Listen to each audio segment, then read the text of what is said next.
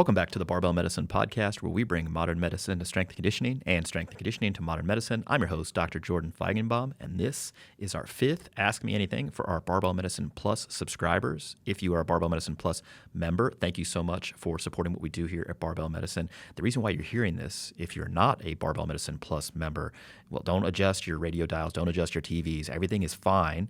This is a free promo because we're running a special on our Barbell Medicine Plus subscription this month. So to the end of February 2025, take up to 40% off joining the Barbell Medicine Plus membership. So you get ad-free listening, you get videos, you get exclusive content like extended access to templates that we're just releasing.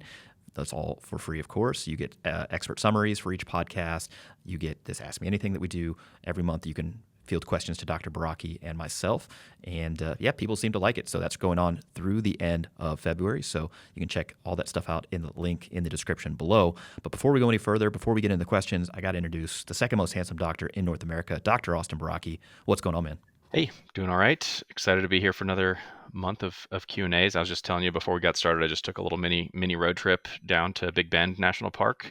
Figured I'm actually going to be probably moving this summer again from West Texas. So while I was here, I thought I'd check that national park out while I have a chance. So it was a pretty cool experience. It felt like I was literally in Westworld season 1, which I've not Googled this. I suspect I'm far from the only person to ever make this observation, but it is this gargantuan 1,200 square mile national park that could easily be where they shot that that show. So yeah, really cool. Yeah, I was looking at some of the stuff that you and your wife had posted, and I was like, oh, this looks cool. I mean, I assume that Westworld was filmed somewhere in California, Inland Empire or something like that. But where you guys went looked really cool. And I just learned, you just told me this, that the Big Bend National Park is actually in the Big Bend of the state of Texas, geographically, the way the state looks. I didn't know that. I don't know where I would have thought it was before, but look, I had to learn that today, so now the audience has to learn that as well. So if you know, you know. All right, well, let's get into this month's Ask Me Anything. Again, if you are a Barbell Medicine Plus subscriber, thank you so much for supporting what we do here at Barbell Medicine. If you're not, well, look, this is just a smattering of some of the questions that we got, and we tap our whole team to actually answer some of these questions. So we'll hear from Dr. Derek Miles. We'll hear from Leah Lutz as well. First question, though. How much potential is left when we don't do leg extensions for quadriceps hypertrophy and strength? Is it really the only exercise besides the sissy squat that affects the development of the rectus femoris? Are squats and one-legged work enough? Dr. Baraki, what do you think about this before I dive into my answer? Yeah, I think that this person clearly has been in the space of online fitness conversations over the past few years, because this is something that's been a topic of conversation. And so I think that we would come at this question from two different angles. With respect to strength as it relates to your general life function, as it relates to healthy aging, as it relates to a maximum squat performance, if you wanted to be a competitive strength sport barbell athlete like a powerlifter, I don't think you're missing out on a ton by not doing leg extensions or sissy squats.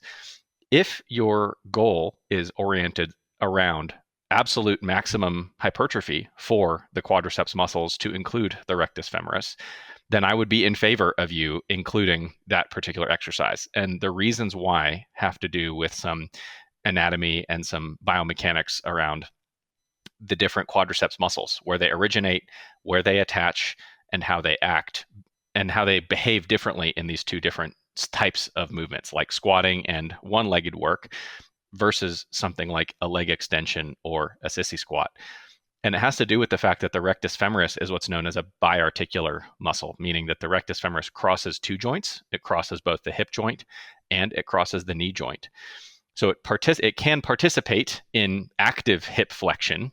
For example, if you are doing, say, a hanging leg raise or something like that, that's a movement where your rectus femoris is actually going to be involved to some extent, active hip flexion.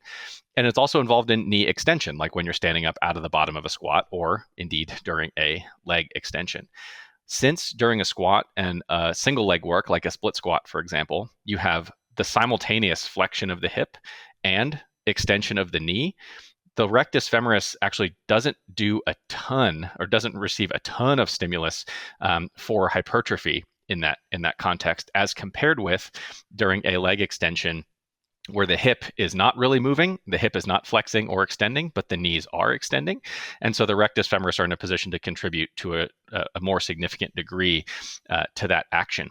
And so if I were to predict, you may feel differently about this, if I were to predict hypertrophy outcomes, if I were able to measure them to a super granular degree in somebody whose training is set up really favorably, and I had a good study with enough power to determine these kind of differences between people, then I would expect that somebody who trains intelligently using exercises like a progressively loaded leg extension would actually experience a greater degree of muscle hypertrophy of the rectus femoris compared with somebody who exclusively relied on squatting, even if it is full depth squatting.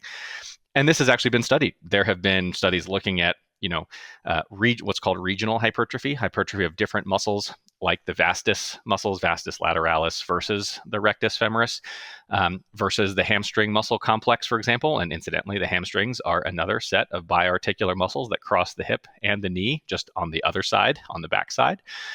And so when it's been examined with squatting, for example, the vastus muscles, which originate on the femur and then insert past the knee joint, they get significant strength gains and muscle growth from full depth squatting. Rectus femoris, on the other hand, doesn't tend to grow a ton from full depth squatting. Neither do the hamstrings, actually. As much as some people would like to frame, the back squat as an excellent hamstring exercise, it actually doesn't appear to be the case, for similar reasons, this kind of biarticular nature, that at the same time that it is involved in hip extension, there is also knee extension going on down below. And so that's kind of the take home is, if you are a general fitness enthusiast, a general trainee, somebody training for our least favorite phrase here, quote unquote, general strength, or just healthy aging, you want to maintain your function, I don't think you are likely to experience a significant difference in your quality of life, your outcomes, your aging, et cetera, by not doing that exercise. But there is not a situation where, if I were hypothetically a bodybuilding coach, which I am not, but if I were in charge of somebody's training, and they were concerned with maximizing the hypertrophy of their quadriceps muscles, that I would not recommend to them, hey, all we need to do is just full depth squatting and we'll get maximum hypertrophy of all of the quadriceps muscles, all of the hamstring muscles, everything, just from that exercise choice alone. I would choose other variation. But again, the question was like, are squats and one-legged work enough? Well, it depends on what that one-legged work is. If it's a single leg split squat, you're dealing with the same issue. You still have hip flexion and knee, flexion going on at the same time. And so that's unlikely to generate the biggest hypertrophy outcome. So I would be doing those kinds of exercises, yes, but I would also be including progressively loaded leg extensions as well as part of a purely hypertrophy-oriented program. Yeah, we agree. I just think there are different considerations and constraints when it comes to programming for hypertrophy only versus strength only, and then also even within general strength versus specific strength. And so that really depends how you define general strength. And general strength, in our view, is the ability to produce muscular force in a wide variety of different contexts and tasks. That's how you would measure this sort of general strength, right? So it's not just going to be training the squat and the deadlift and then measuring strength in the squat and the deadlift. That's an example of very specific sort of strength training, especially if we're talking about just one rep maxes. Rather, you would have a variety of different tasks, a variety of different rep ranges, velocities, et cetera, and that would be more representative of a, quote, general strength, a broad strength base. And I actually think there's a pretty nice overlap when it comes to, general hypertrophy training principles, where you'd want to choose multiple exercises that train the muscle through relatively large range of motion. Doesn't really matter if it's, an inch or two different as far as the, range of motion. But if there's a big difference, that's probably where it starts to matter more. You'd want to select exercises that work the muscle or muscle groups through different angles, using different angles and using different rep ranges as well, and be able to train them at a relatively high volume compared to the person's current sort of tolerance. And so that's all general hypertrophy training principles. So it wouldn't just be one exercise like squats only, right? Or it wouldn't be leg extensions only. So in order to maximize muscular hypertrophy, you'd want to include multiple different exercises. And if we're talking about quadriceps hypertrophy in general, Certainly the rectus femoris is one of those muscles that you'd want to actively train. Leg extension would be a good option. I actually favor it over the sissy squat because it's easier to load and get somewhat close to failure, which is probably another criteria for general hypertrophy training. Just be really difficult for many people to even do a sissy squat. And even if they did an assisted one or something like that, it would then be hard to load and probably be less accessible than just a leg extension. But as far as how that transfers over to like leg strength, again, it depends how you're measuring it. If you're measuring leg strength via a leg extension, which many sort of research papers have done, probably pretty good transference. Increases leg strength. But if you're measuring strength via a 1 rep max sort of squat, I don't know that you're missing much by not doing leg extensions. Yes, it is one exercise that probably increases the rectus femoris hypertrophy more than other certain types of exercises, particularly bilateral squat-based exercises. That should tell you something about the squat. It's just not limited by the rectus femoris and its hypertrophy. And certainly hypertrophy, muscular hypertrophy, increase of muscle cross-sectional area. That's one of the ways in which people can get stronger, right? The functional unit of the muscle, you get more of that, and so you can produce more force, but it has to be highly coordinated, right? So you can't just gain a bunch of muscle size via the leg extension, right? And then pray that your squat goes up. It just needs to be highly coordinated. So if you are gaining muscle size and it's highly coordinated because you're still practicing the test, the way that you're going to sort of assess somebody's strength level, likely to transfer over pretty well. But just getting bigger muscles without it being highly coordinated and skilled at the way that you're going to test strength is probably not going to work. Yeah, if the rectus femoris was a major contributor to squat performance, then we would expect it to respond to squat training.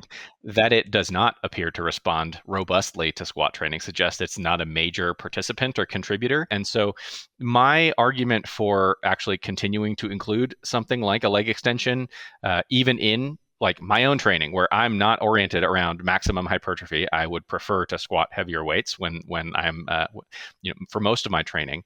And I tend to maintain leg extensions in. And for me, it's generally related to the fact that I have experienced quad and patellar tendinopathy in the past.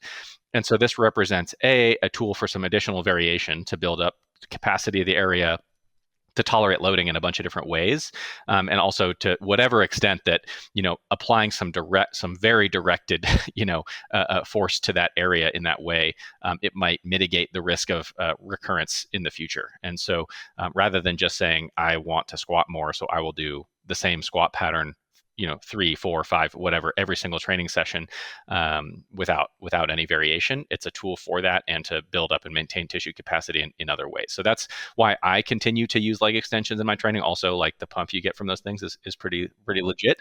But for me, it's the quad and patellar tendons that I've dealt with issues before, and I found it useful for that purpose. Same when it comes to rehabilitation as well. I've used them in that context. And I know that our rehab guys, it's not going to form a major component of like early post-operative rehab for people with knee, surgical issues of any kind or ACLs and things like that. That's actually something they tend to, not use a ton of very early on, but later on, it will likely form at least a component of training for those individuals because quadriceps strength in general, not necessarily broken down by the specific each of the individual quads, but is predictive of their successful surgical outcomes after a knee surgery and things like that. So I would be using it there as well in the later stages. Yeah, I agree. Leg extensions have a place in a lot of people's programming. And so the way that I would program this, from a general strength and hypertrophy promoting, sort of perspective, if somebody has 3 sort of squat slots that they're going to use per week in their training program right now, I would pick one version that's probably a sort of freestanding squat variation if they are on board with that. So something like a barbell back squat. Front squat would also work. I tend to lean more towards the back squat. You can load it pretty heavy, big range of motion, trains a lot of muscle mass, and so that would probably be best suited to a lower rep range. We'll call it, somewhere in that 3 to 8, 3 to 6 rep range. You can train that maybe primarily for maximal low velocity strength. That would probably be a good selection. And then the secondary squat sort of slot would be a little bit less fatiguing ideally, that maybe has a predilection towards a slightly higher rep range, or at least doesn't get too fatiguing or too limited by cardiorespiratory sort of fitness at a higher rep range. So something like a hack squat, something like a pendulum squat, leg press. Again, if you were trying to bias this towards quadriceps hypertrophy, The third slot would be, something like a leg extension. That would be a totally fine movement. Again, if quadriceps hypertrophy and hypertrophy was like one of your major goals. If it wasn't, if you were thinking about, squat strength as measured by a back squat, maybe it's a split squat or something unilateral. And as far as sissy squats, I just don't really program them that often. I think, yes, they can be useful for some folks. The problem is if they can do them, so they have all the mobility, they have the coordination, the strength, et cetera, to do them already, well, then it's hard to load, right? Somewhere in that maybe 5 to 25-ish rep range. It's hard to load them and get somewhere near failure during that. And then other folks can't do them, period. And so it's kind of a non-starter right there. For sure. Yeah, I will occasionally do them, but they're only in the context of rehab for myself. And then I actually don't tend to program them that often, even for like rehab clients, because most of them suck at it and are going to get frustrated by it unless it's somebody who is pretty athletic and has an interest in improving that ability. But yeah, generally unloaded for, I do them anywhere from 6 to 15 reps or something like that. And sometimes I'll even have my hand on like the upright of a squat rack or something while I do it just to facilitate the balance. But it's purely because of, again, like quad tendon or patellar tendon type stuff that I might be managing at the time. But it's not something that I would choose as a primary hypertrophy movement. I would 10 out of 10. Yeah. Leg extension all day. Yep. Good feedback. All right, well, let's move on to the next question. Greg Nuckols recently posted a very thorough, or at least long, review of the science on protein intake, making the case that intakes higher than what you guys usually recommend are needed to maximize gains, and that the 1.6 grams of protein per kilogram body weight per day number isn't really that well supported. Do the arguments made by Greg update your recommendation in any way? Why or why not? So special shout out to Greg Nuckols. I thought the piece was excellent, and yes, he does typically write very thorough and long pieces. Sometimes pieces are long and not thorough, and some pieces are thorough and not very long, but he does both, and we appreciate him for that. As far as my take on this, I'll cut right to the chase and say that I actually don't think that the arguments made by Greg, while I acknowledge them and appreciate the fact that he wrote that piece, I don't think that they actually make us change our recommendation for protein intake, mainly because our recommendation has been very wide from the get-go. It's currently 1.6 grams of protein per kilogram total body weight per day as a sort of bottom level, right, a floor, up to about 3.1 grams of protein per kilogram body weight per day. And so I think that range is still fine. And I think, when you read our protein recommendations, we continue to harp on there are some individuals who will benefit from higher levels of protein intake, particularly people who are training very hard for a lot of volume or spending many hours per week training. And if they're in a calorie deficit and if they're otherwise not eating a lot of high quality protein. And so those folks may benefit from slightly higher intakes. So with that in mind, let's kind of walk through the history of that 1.6 grams of protein per kilogram body weight per day number and kind of give some thoughts on it. The recommendation of 1.6 grams per kilo per day, that comes from Morton's meta-analysis. I think it was published in 2017. It's often cited as evidence that protein intakes greater than that number, greater than 1.6 grams per kilo per day, did not further contribute to hypertrophy. And this was determined by plotting the change in fat-free mass gains against baseline protein intake. So a few caveats. One, fat-free mass is not the same thing as muscle mass. Fat-free mass is everything that's not fat. So yes, it includes skeletal muscle, but it also includes water, glycogen, bone, non-muscle organ tissue, etc. Right? So it's not just the same thing. Next, the 1.6 grams per kilo per day was the break point that the researchers came up with, and that sits between two confidence intervals, a lower confidence interval and a higher confidence interval. And so it is likely that the sort of, quote, optimal intake for hypertrophy is somewhere between these two confidence intervals. The lower end was 1.03 and the upper end was 2.2. So it is possible that a slightly lower or higher range could be useful, right? So that's just kind of, what the data is saying. And the third problem that is not unique to this data set, but just nutritional studies in general, it's difficult to assess protein intake in free living individuals. Dietary records are obtained by self-report, and people are notoriously not good at nutritional reporting, in this case, protein intake. So no surprise there. There's some squish in the data. But when people were generally asking, hey, how much protein do I need in order to get the most out of my training? And we're thinking about the general public here, I still think that 1.6 grams per kilo per day is likely to be fine. The bigger lever that most people need to pull with respect to gaining muscle mass is not more protein, it's more resistance training. If you consider that the average protein intake in the United States is over 1 gram of protein per kilogram body weight per day, but most adults don't lift weights, well, they can, take more protein until the cows come home, but if they're not lifting weights, they're not going to gain muscle mass. So first and foremost, we want people to do resistance training. And then after that, we think they should add a little bit more protein to their diet. Ideally, this happens at the same time, but look, if we're picking one sort of behavior or practice to change first, it's got to be lifted weights. And then if we can get them to take in some more protein, that would be great too.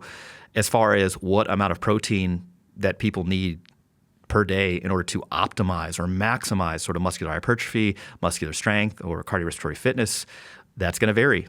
Human biology is messy. I assume that Dr. Baraki is going to talk about that here in a second. But the main thing here is, there's not going to be a single, numerical recommendation that applies best for all folks.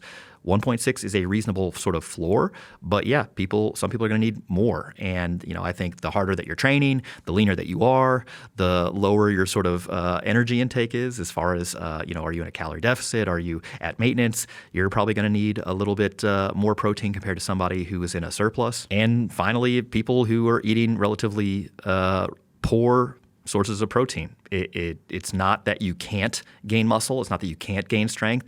It's not that you can't gain cardiorespiratory fitness on a plant-based diet. That's certainly possible. And I think that if you're eating 1.6 grams of protein per kilo per day, you're probably getting a decent amount out of your training, but you might benefit from a little bit more, and that's fine too. I just think that drawing a line in the sand at 1.6 grams of protein per kilogram body weight per day and saying, look, that's all you need, and there's no wiggle room there. Well, those weren't our initial recommendations anyway, and sure, I think it's fine to push back against that. But our initial recommendation was, hey, try to get at least 1.6 grams of protein per kilogram body weight per day. You may need more, up to somewhere around 3 grams of protein per kilogram body weight per day, and that's fine too. I don't know, Dr. Baraki, what do you think? Yeah, I think it's fine. And if you go back, many years, if not decades, people in the fitness space who were among that population of hard training, motivated people, they would just say 1 gram per pound. And it's like, okay, that's at that higher end of that range, 2.2, that's fine. Go for that. We're okay with that. The two things I would point out here, because I more often am face to face with this, not just gen pop, but like clinical populations. And the idea that I'm going to take most of my clinical population and convince them to increase their routine, habitual daily, protein intake up to that range, definitely, up to 2.2, if not even just up to 1.6, it's slim for a lot of them.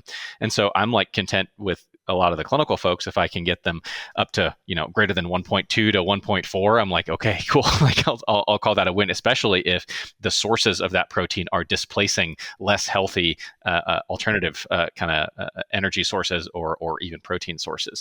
The last thing I'll mention here is, let's swap out some of the terms here. So here we're talking about like, the recommended level of protein intake for, these, say, hypertrophy outcomes. What if I just did a Mad Lib here and swapped out and said volume in terms of sets per week for muscle hypertrophy outcomes? And somebody was like, well, is 1.6 enough? And that's just like somebody asking us, hey, for muscle hypertrophy, is 4 sets enough? And it's like, biology is complicated. There's a lot of variation here. There's going to be ranges. Different people are going to respond to different levels of intake. Even within people, their response to a given intervention is going to vary over time, depending on a host of variables. Their sleep and their nutritional status and their training and all sorts of other factors that are at play. And so that's why, these things are necessarily going to be fuzzy. All right. So there's, even if we settled and we said, oh, we're going to modify our recommendation, instead of 1.6, it's going to be 2.2. That's going to be more than some people need and probably less than other people need. Right. And there's no way of confidently predicting that in advance, in the same way that, when we start working with a coaching client, as I did, just this past weekend, started with a new client, and I had to come up with a place to start in terms of their training volume, right? And there is a non-zero chance that I'm giving him a little more than he needs. There's a non-zero chance that I'm giving him a little less than he needs. I'm trying to land somewhere in the middle and then iteratively figure that out over time, adjust over time. It's a little bit harder, I think, to do that with dietary protein, because identifying, the precise impact of varying grams of protein per day and confidently assessing that for yourself is challenging. It might take longer stretches of time. It might take just experimenting with different dietary patterns that lead to higher levels or lower levels and see if you notice anything or if you feel better. I think that I generally feel better. Purely subjective, arguably, some placebo effect with higher. It might have to do with a food displacement effect of what I'm eating, from a protein source instead of an alternative that I might not prefer. So I think that, it would be nice if we could distill down all of these, quote unquote, optimal recommendations to here is the precise number of grams you need. Here are the precise number of reps you need. Here are the precise numbers of sets you need. Here are the precise numbers of minutes of sleep you need. But biology doesn't work that way between people or within people. And so there's going to be some fuzziness. And I think that that's why, to some people's frustration, they will hear folks in this space speak with what they might deem to be like weasel words, to hedge a little bit, to give ranges, to say it may lead to better, things like that. But that's biology. Sorry. All right, next question here on our 5th Ask Me Anything for our Barbell Medicine Plus subscribers. I'm here with Dr. Austin Baraki. Any suggestions for books on coaching in general and strength coaching in particular? Yeah, this is a question I've gotten a lot of times on my Instagram Ask Me Anythings, on my live Q&As, at our seminars, et cetera. Like, what books do you recommend so I can learn how to program and coach the lifts? And so what I'm going to do is drop a list of books in the show notes below, because I don't want to miss any of the books that I think are useful. But what I want to say about these books is that I don't know that any of them are exactly what I would personally be looking for, in that something kind of marries the current evidence in exercise science and also practically applies that in a way that is accessible for most folks. So, for example, you could talk about proximity to failure, right, and go through all the data that we currently have on proximity to failure or training volume or training intensity for various goals, whether it's strength, hypertrophy, cardiorespiratory fitness, et cetera. So you can go through all the evidence. That's well and good. But then how do you actually put that into a program for a particular individual? And so marrying those things together, I think, is useful. And then next, how do you go about troubleshooting a person's programming by manipulating these variables? And so that does not currently exist. That is what I've been working on with respect to the programming text. A iteration of that, it currently exists in the low fatigue ebook. So it's about a 90-page ebook that I came up with. It's my sort of programming treatise for strength. Same thing for the General Strength and Conditioning 2 ebook. That's my sort of treatise on conditioning programming. And so you put those two together, that would be like the programming book from Barbell Medicine version 1.0. And then, this other longer book I'm currently fleshing out right now, and hopefully that's available at some point soon. I want to get it out there because I think it's useful. It would have helped me a lot when I first came into the coaching arena, and hopefully you guys like that too.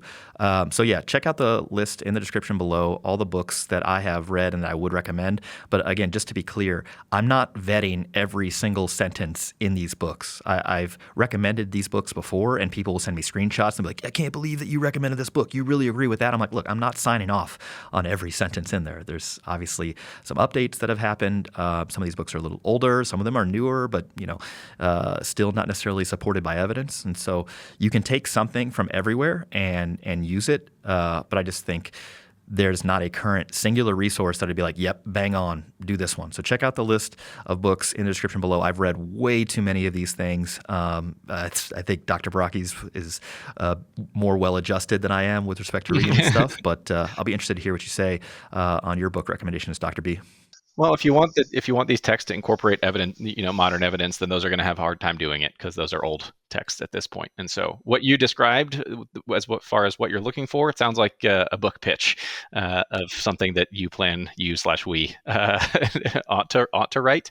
My take on this question is less from the perspective that you are taking in terms of nuts and bolts of writing a training program towards a particular outcome, and more so to the bigger picture process of the client coach relationship dynamic and things like that. And so I think that there are probably two resources I would suggest there. One is the one we've talked about ad nauseum many other places before, just concepts in motivational interviewing.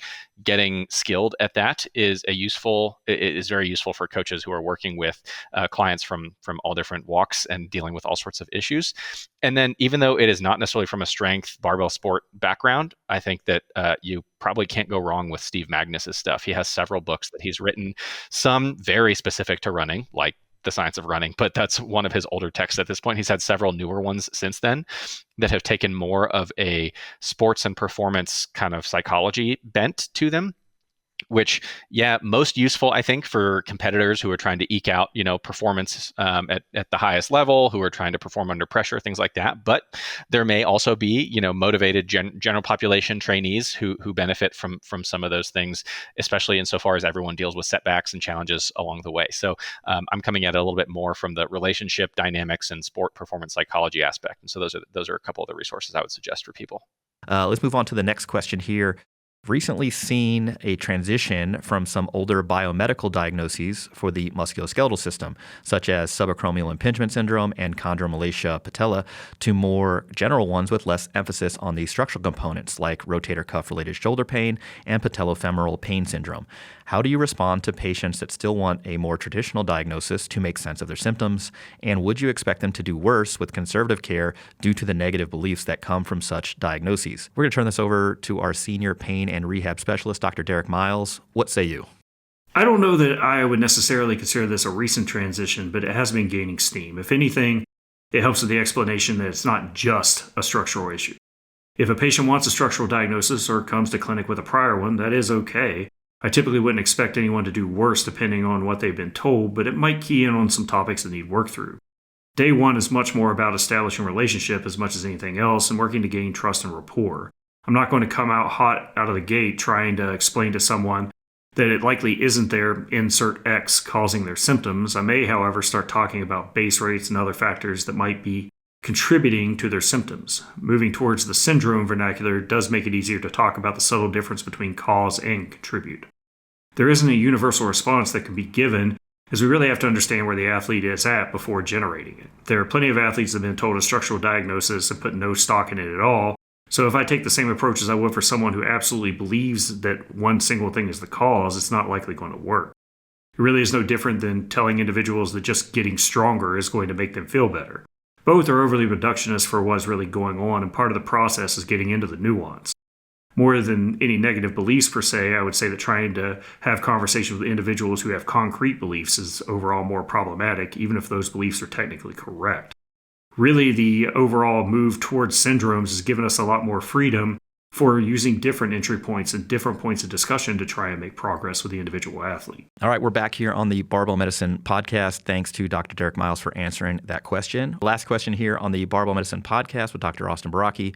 If someone is only interested in testing maximal strength for their deadlift, as in a deadlift-only meet, is there need for specific programming, or is regular powerlifting training just as good?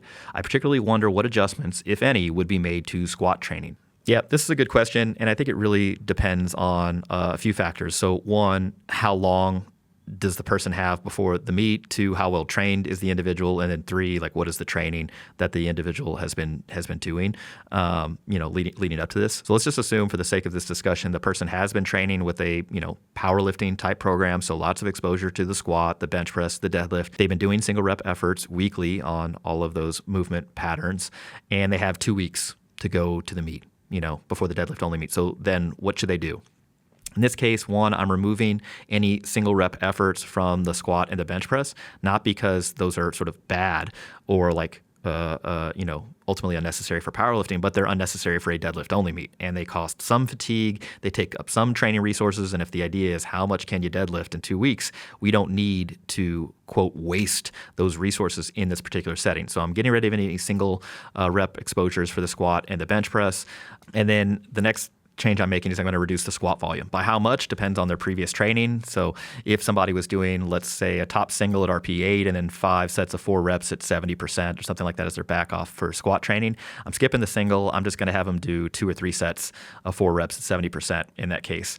For the deadlift training, because we're also getting ready for this meet, we're 2 weeks out, we need to do a taper, and I want to keep the single rep exposure, and I'm probably going to actually double that up. So instead of single at 8 and then 5 sets of 4 reps at 70%, it's going to be a single at 8, 2 or 3 sets of 4 reps at probably a higher percentage, something like 75% is probably how I would do this, so I didn't make too big of a jump in intensity. And then I'm going to do a single at 7 afterwards, just to get another exposure to that single rep effort. So a sort of fatigue single. That's probably how I would do that.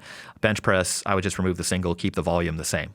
And then the week of the meet, I would probably do 1 set of squats at 70%. I'm going to work up to the last warm-up on the deadlift, so that should be a single at like 80, 83%, something like that. And then the bench training, I'm just going to do 2 or 3 sets of 4 reps at 70-something percent, whatever the program would call for. That's going to be about 4 or 5 days out of the before the meet. And then 2 or 3 days before the meet, I might have the person go in there and, do a few singles on the deadlift up to like 65-70% just to get the blood flowing, go to the meet in 2 days and pull. You could also just skip that session. It really just depends on how the person's recovering and feeling leading up to the meet. So that's a sort of short-term type thing. If longer-term thing, so we have, let's say, 8 weeks, so then what? In that case, the training program would look about the same up until about 4 to 6 weeks out. And then I would think about a deadlift only, sort of specialization program, which for our Barbell Medicine Plus subscribers, I've put a deadlift only sort of specialization block. It's 6 weeks long. You can download that under the posts selection. And if you're not a Barbell Medicine Plus subscriber, well, look, again, we're running that promotion to the end of February. You can sign up, go download it, and, go deadlift a house. As far as differences that are specific to this type of program compared to a 3-lift powerlifting type program, the bench is basically the same. Again, the only thing I'm doing is removing any sort of single rep efforts from that. That would definitely be in a normal traditional powerlifting meet preparation. I just don't think there's a reason to expend that sort of effort and time on bench press singles. Also, to the extent that people overshoot their single on bench press and maybe they push through their legs quite a bit, there's some low back fatigue there. Just don't want to deal with it in the context of a deadlift only meet. Similarly, there are no singles for the squat type training. As far as what's happening to the squat training itself, one of the ways that we typically program our squat slots, the amount of squats that people are doing per week, we have, again, a priority squat. That's typically the competition squat, so squat with belt. We have a secondary squat. That's typically something like a pause squat or pin squat, safety squat, bar squat, squat plus chain, squat plus band, something like that. That type of squat variation, I'm going to select for either a squat variation that I suspect would have more transference to the deadlift, so something like a Zercher squat or a good morning or a front squat. Alternatively, I'm going to pick a squat variation that is less fatiguing to the back. So something like a belt squat, leg press, something like that. It really just depends on the individual. For sumo lifters, would probably pick something that is more quad biased. For conventional deadlifters, I'm probably going to pick something that either transfers more to the deadlift, at least that I would assume, or is ultimately a little bit less stressful. It just depends on the individual, as far as how much deadlift training can they tolerate. That's going to kind of guide my management there. As far as the tertiary squat, the third squat slot, which typically falls on day 2 of our 4-day programs in movement number 3, I'm picking one that generally doesn't load the back very much. So again, something like a belt squat, something like a leg press, or machine-based variation, something like that. As far as how much deadlifting the person's going to do, it's probably not going to be much more than they were doing previously, or would otherwise do in a 3-lift type program. There's going to be more exposure to singles, so I would potentially include singles on the accessory deadlift or supplemental deadlift rather. So again, it depends on how the person pulls and also how much loading they can tolerate. If this person is very, very well trained and we're not really worried about over fatiguing their trunk and their back in particular, then I may increase volume those first 2 weeks of this sort of 6-week training program. But you'll see in the example, it doesn't look like it's anything extreme. We're starting off with a single and 4 back offsets on the deadlift. I didn't really go crazy there because I don't think most people have trained with a ton of volume on their deadlift, and so I didn't want to kind of send it for this public-facing program. And then, you'll just see a slow taper up until this deadlift-only meet. The other big difference is going to be the final week, where I have people work up to, again, that last warm-up about 4 to 5 days out before the meet. And then instead of having a sort of sharpening session 2 or 3 days prior to the meet, I'm just taking the rest of the week off. It's not that I think the deadlift is more fatiguing per se. I just think there's been less sort of development of deadlift-specific training tolerance for most folks, and because the squat also imparts a significant amount of fatigue on the low back, and you want to be fresh when it comes time to go do that third attempt at the deadlift only meet. Austin, what do you think? I think that a couple of variables here for me. One is the person a conventional deadlifter or a sumo deadlifter? That actually would impact a little bit in terms of what the kind of contributors and limiters of their performance tend to be. So, as far as somebody tends to be a conventional deadlifter, then I think that sparing unnecessary back fatigue from squat training becomes a higher priority. For somebody who's a sumo deadlifter, that's a little bit, it's not a concern, but it's a little bit less of a concern, particularly if they're the kind of sumo deadlifter who can achieve a super upright back position. And especially for that lifter, I think that I would definitely want to maintain a high amount of quad training for a sumo deadlifter, because that's an important aspect of initiating that lift. But it might switch to a way of quad training that actually spares the back. So like I would love a box squat, or a belt squat, or like, I don't know if you remember a few years back when like the pit shark was like the hot thing in powerlifting, right? Yeah, so I would probably, if it were me in that situation, I would probably drop down to squatting once a week. I don't know that I would maintain a second actual full squat weight on my back type session, but it might be some other form of like lower leg, hip, quad training that actually spares the back, using something like a belt squat or a pit shark or something like that. And then, as far as how much deadlifting to be doing, that's definitely going to be a pretty individual thing, because I don't actually think that for most people to quote unquote optimize their deadlift performance, that they need to be like deadlifting 3 times a week or something like that. When my deadlift was at its absolute strongest, I was deadlifting twice a week, I was squatting twice a week, and then on other days of the week, there were some accessory movements that could kind of sort of look like those things, but they were very much accessory movements. So like I was routinely deadlifting, pulling singles in the range of, upper 600, 700 range, and a bunch of back off sets twice a week on once conventional and once sumo. But my accessory day or whatever would have been like maybe sets of 8 to 12 RDLs with like anywhere from 275 to 315. And like I literally never went heavier than that, because that wasn't the intent of that movement slot. And so I think that if I were doing, I would probably drop down to squatting once a week. I would deadlift twice a week, once, in the main style, maybe once in a similar or potentially more different variation. And then definitely if the person's a sumo deadlifter, put a ton more quad work in that spares the back. If they're a conventional deadlifter, that's going to be a little bit less important of a thing. At which point I'm more like, hey, when I watch you pull, do we have any kind of obvious limiters, or is it just like you need to get stronger overall? But I think that, the deadlift is one of those exercises that this is not terribly evidence-based. This is one of those when we get asked questions about what do you believe that's not directly supported by evidence, that you can get pretty darn far with deadlift training and performance on lower frequency than you can like the upper, like a overhead press development or something like that. That's just anecdotal, experiential. Like when I've coached people to their best press performances, when I've had my best pressing performances, it's tended to be more frequent exposure to that.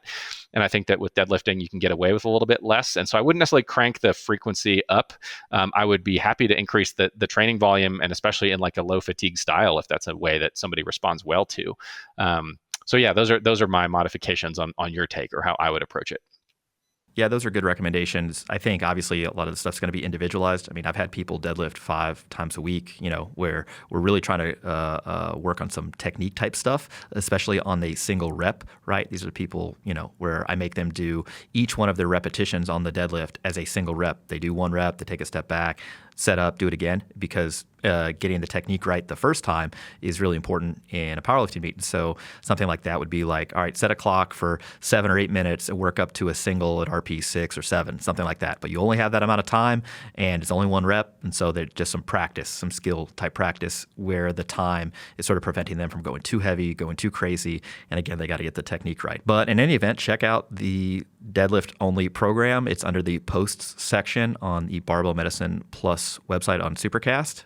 And tag us in your new deadlift PRs. We want to see them. That is a wrap here on the Barbell Medicine Podcast, where we bring modern medicine to strength and conditioning and strength and conditioning to modern medicine. I'm your host, Dr. Jordan Feigenbaum. Special shout out to Dr. Austin Baraki for joining us on this week's podcast. Before you guys go anywhere, please leave us a 5-star rating and a review. It really helps drive traffic to our podcast so we can keep bringing you all the latest nuance in health and fitness. From everyone here at Barbell Medicine, we'll catch you next week and every week right here on the Barbell Medicine Podcast.